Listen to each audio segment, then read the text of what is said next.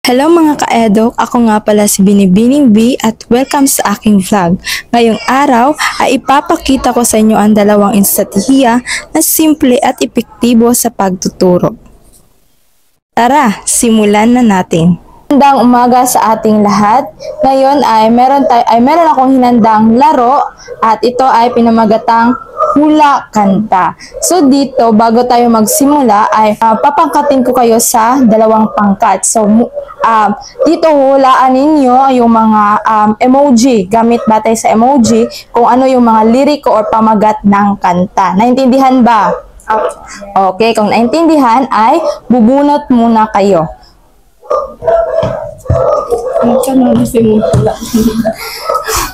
So, sino yung nakabunot sa unang pangkat?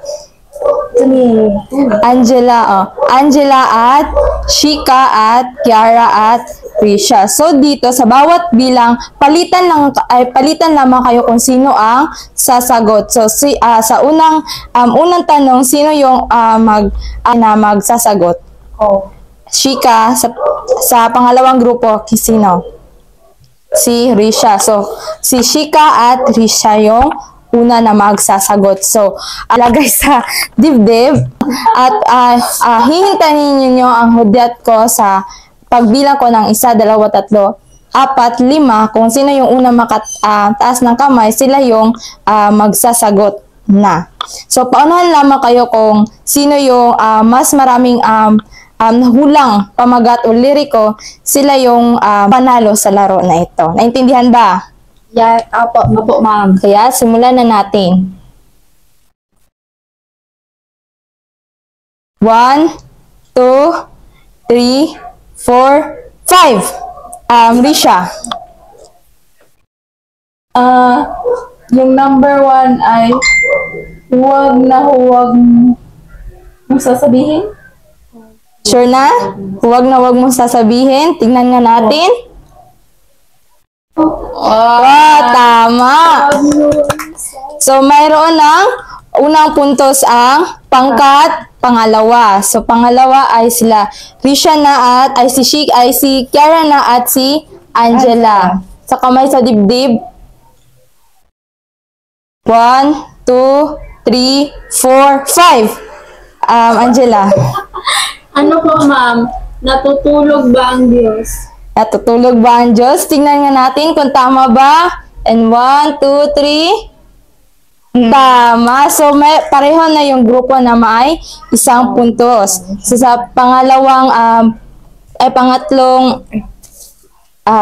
bilang na. Sige, 1, 2, 3, 4, 5. Chika. Ano po? Awitin mo at isasayaw mo. Ikaw. Awitin mo at Isasayaw ko. So, tignan nga natin kung tama ba si Shika. Tama. So, may 2 puntos na ang pangkat 1. Pangkat. Pang-4 ay si Kiara at Angela. 1. Pwede. Tama? 1, 2, 3, 4, 5. Kiara. Umiiyak ang puso. Tignan nga natin. Tama ba? Tama. Tama. So, pareho na kayong may 2 puntos. So, sa panghuling bilang ay lahat na lang kayo. Lahat na lang kayo. Pero ang puntos ay pareho lamang na 10. Opo. 1, 2, 3, 4, 5. Angela. Dadalhin kita sa palasyo.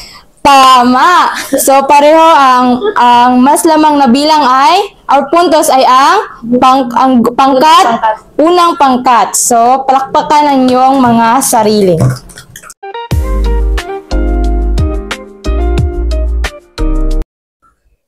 Ngayon naman class, ang pangalawang laro natin ay pinamagatang Talino Rush, kung saan dito ay ang paano ito gagawin ay maglalaro kayo na oral participation ito kung sino yung makabubuo or makapag-iisip ng mga sagot sa palaisipan na aking ibibigay maya-maya sa mga bawat bilang. Kung sino yung mas maraming puntos ay bibigyan ko ng premyo. Naintindihan ba?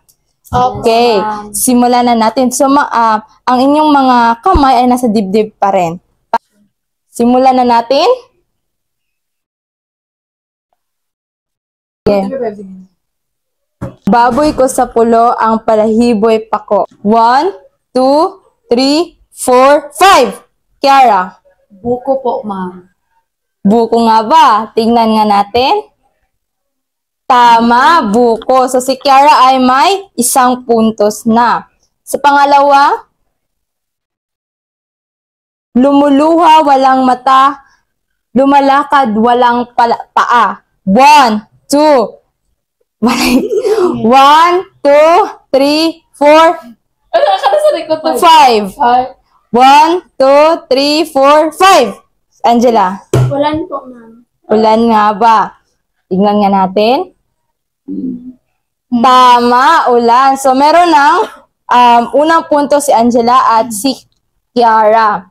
Sa pangatlo, hindi tao, hindi hayop, nagsusuot ng sombrero. And 1, 2, 3, 4, 5. Risha. Kabote. Kabote. Tingnan natin. Tama. So, mayroon ng tag-iisang punto si Risha, Kiara, at Angela. So, sa panghuli ay kumakain ang bibig, ngunit walang tiyan. 1, 2, 3, 4, 5. Si Risha.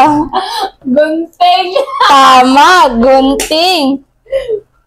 So, tama. So, ang nanalo sa ating gawain ngayon or laro ay si Risha. Kung kaya't maya-maya ay bibigyan ko siya ng premyo. So, palakpakan ninyo yung mga sarili.